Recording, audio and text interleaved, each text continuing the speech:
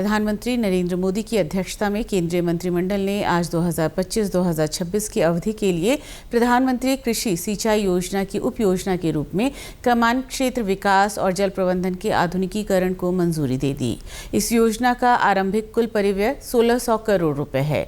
इस योजना का उद्देश्य मौजूदा नहरों या अन्य स्रोतों से निर्दिष्ट क्लस्टर में सिंचाई जल की आपूर्ति के लिए सिंचाई जलापूर्ति नेटवर्क का आधुनिकीकरण करना है। ये दबाव युक्त भूमिगत पाइप सिंचाई द्वारा 1 हेक्टेयर तक स्थापित स्रोत से खेत तक किसानों द्वारा सूक्ष्म सिंचाई के लिए मजबूत बैकएंड बुनियादी ढांचा तैयार करेगा। जल की मात्रा दर्ज करने और जल प्रबंधन के लिए SCADA इंटरनेट ऑफ थिंग्स तकनीक का उपयोग किया जाएगा। इससे खेत स्तर पर जल उपयोग दक्षता और कृषि उत्पादन के साथ साथ उत्पादकता बढ़ेगी। इससे किसानों की आय में भी वृद्धि होगी।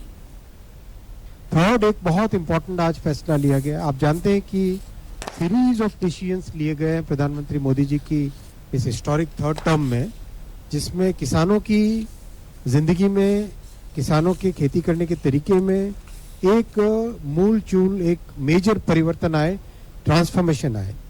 उसमें आज एक बहुत इंपॉर्टेंट स्कीम, जो कि सब स्कीम है, PM कृषि सिंचाई योजना का सब स्कीम है, वो अप्रूव की गई है और ये पायलट प्रोजेक्ट्स हैं। इसमें आपने देखा होगा कि डैम से बड़ी कैनाल आती है, बड़ी कैनाल से छोटी कैनाल आती है। छोटी कैनाल आने के बाद में पानी जनरली कच्चे कैनाल, छोटे जो खेतों के अंदर जाने वाले होते हैं, उस तरह के कैनाल से, उस तरह के ड्रेन से पानी खेत के अंदर आता है।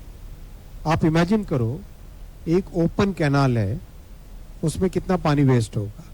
पानी जमीन में भी रिसेगा, इवेपोरेशन भी होगा। एक मेजर इनएफिशिएंटली यूज करने वाला एक मेथड उस तरह से बनता है।